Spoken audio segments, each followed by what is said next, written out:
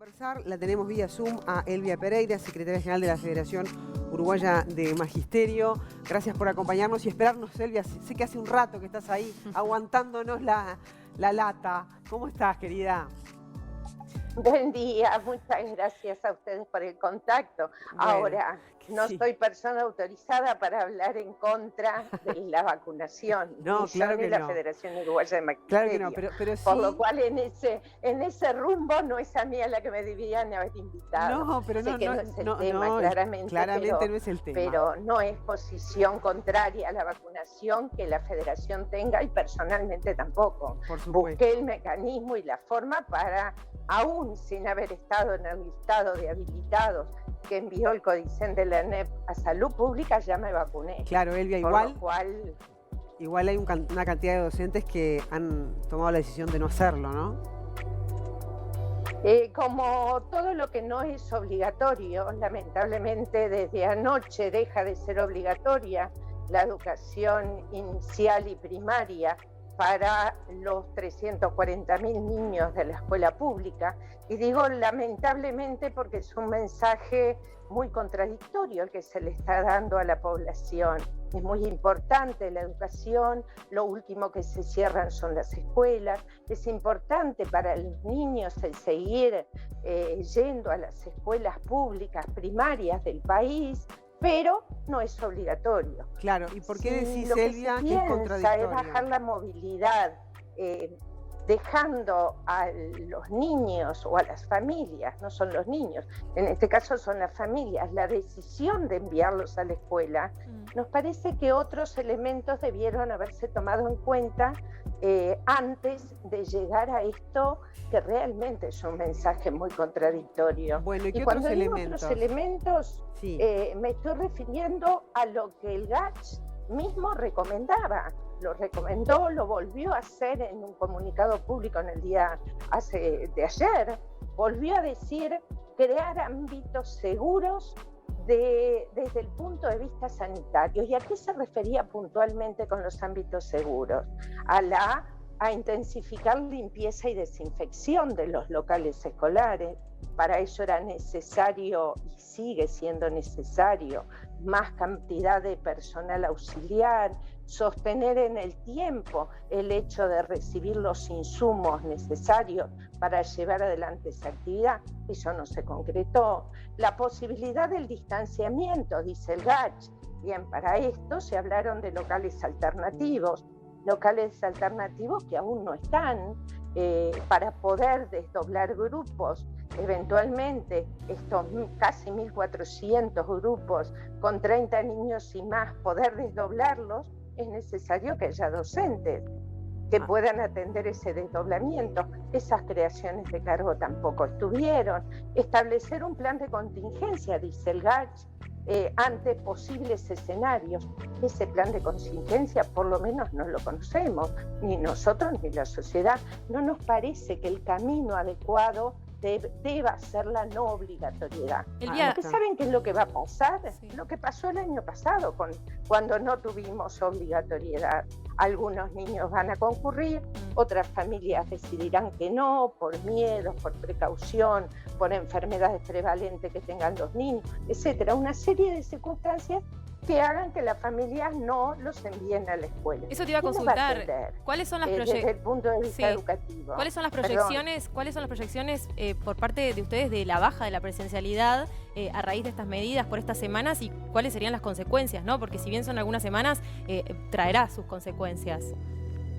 Pero y por supuesto, la primera consecuencia es la desvinculación que tanto le costó a miles, a cientos y a miles de maestros y maestras durante el 2020 lograr que el porcentaje de desvinculación en educación primaria fuera el menor posible y coloca al Uruguay en el rango en que está con respecto a la vinculación con la educación. Ahora, si el mensaje del gobierno de la educación y del gobierno nacional no es obligatorio, ¿en quiénes va a impactar principalmente? En aquellos niños más vulnerables, de sectores más desfavorecidos, que hayan menos condiciones, porque, a ver, hay que pensar y uno puede decir, se atienden virtualmente.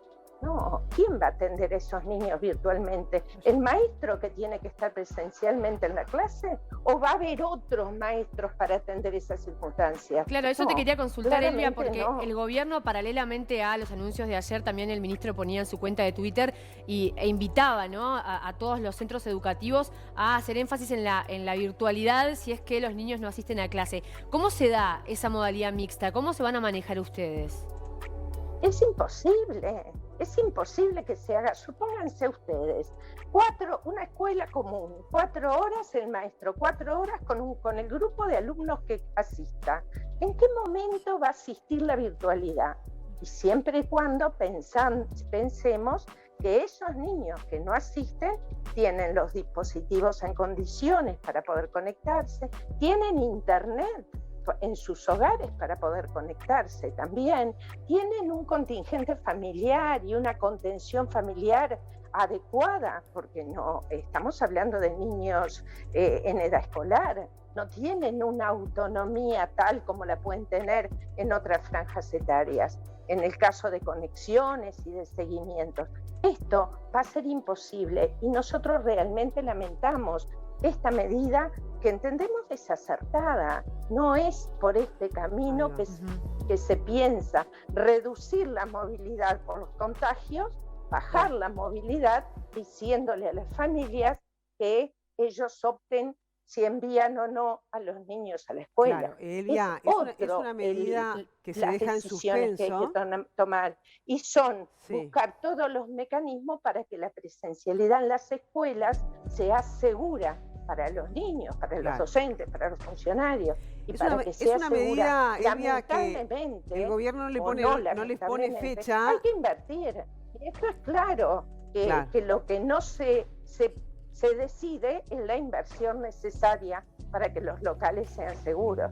Bien, te decía, Elvia, que es una medida que el gobierno pone en suspenso, no tiene fecha de caducidad como si tienen otras en materia educativa, como lo es, por ejemplo, el de suspender la presencialidad en Rivera. ¿Esto ameritaría que la FUMBA tiene, digamos, en los planes, hacer un planteo a las autoridades de gobierno, al Poder Ejecutivo, es decir, se va a buscar, o a través de las autoridades de educación, debatir o intercambiar sobre esta medida?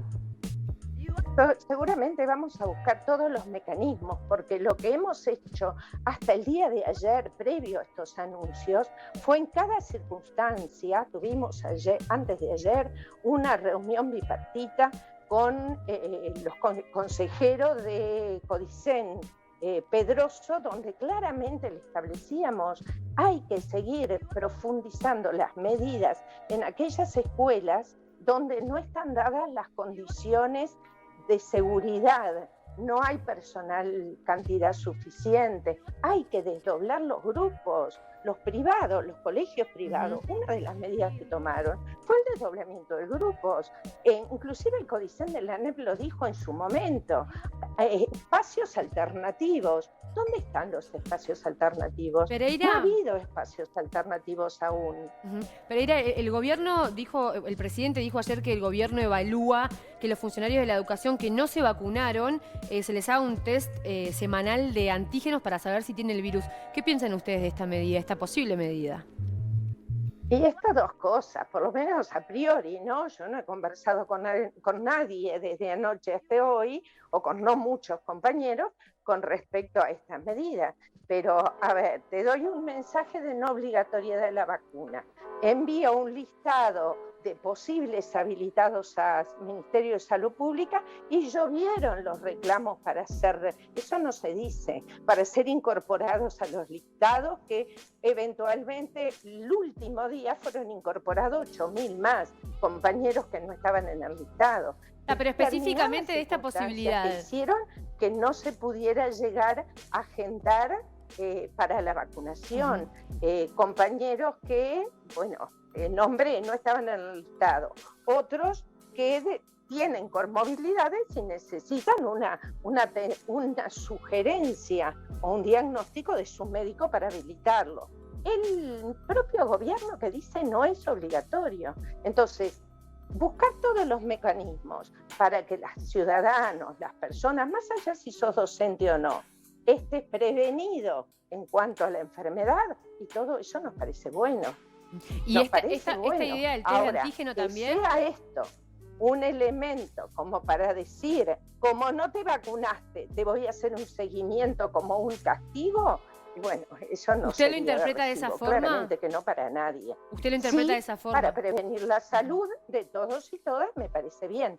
Lo que no me parece bien, y quiero decirlo si me permites, es que de alguna manera estos mensajes hacen o conducen a que la sociedad y las familias tengan algún tipo de enfrentamiento con los docentes, que esto no hace a la rica historia de la escuela pública uruguaya. ¿Y por qué Para decís, nosotros, por qué qué Elvia siempre ha decís que sido así, esto supone un las enfrentamiento familias, entre el docentes pueblo, y la familia? en la escuela y con la escuela. ¿Por qué De otra decís, forma, la Elvia? escuela pública no se entiende. ¿Por qué decís que eso produce un enfrentamiento entre el docente y las familias?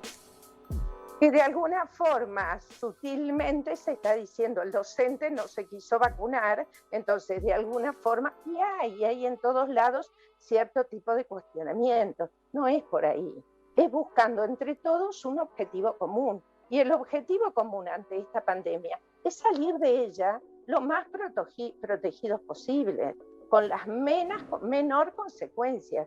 Y en educación, las consecuencias se ven ahora, pero se van a ver a lo largo de la escolaridad de cada uno de los niños y las niñas. Y eso es lo que tenemos entre todos que tratar de preservar. Y no es de alguna forma bajo la movilidad, diciéndole a las familias, es la decisión de ustedes enviarlo o no a la escuela. No, Elvia. tiene que ser obligatorio, sea modalidad presencial o eventualmente virtual en aquellos casos que no haya condiciones para presencialidad, pero obligatorio. Muy Tienen bien, que queda claro. conectarse, tienen que estar presencialmente en aquellos casos en que la presencialidad sea segura. Hay que invertir para cuanta mayor presencialidad y más segura la educación pública pueda dar respuesta. En estas condiciones se hace muy difícil. Sí, igual mientras se pide diálogo y acordar, el virus sigue avanzando. La realidad es que se esperaba una mayor adhesión por parte de los docentes a la vacunación. Disculpa, pero entró una llamada y no te escuché. No, que mientras se espera diálogo. Claro, mientras se espera diálogo, que me parece súper válido, el virus sigue avanzando. Se esperaba una mayor adhesión por parte de los docentes y además a la vacunación. Y además son los que han reclamado mayor seguridad, ¿no? Se esperaba una mayor respuesta a la presencialidad segura, que es lo que la Federación reclama desde noviembre del año pasado. Sí, la seguridad también va en la adhesión a la vacuna. Hagamos juntos un plan de contingencia para empezar marzo con la mayor presencialidad posible. Eso nunca se dio.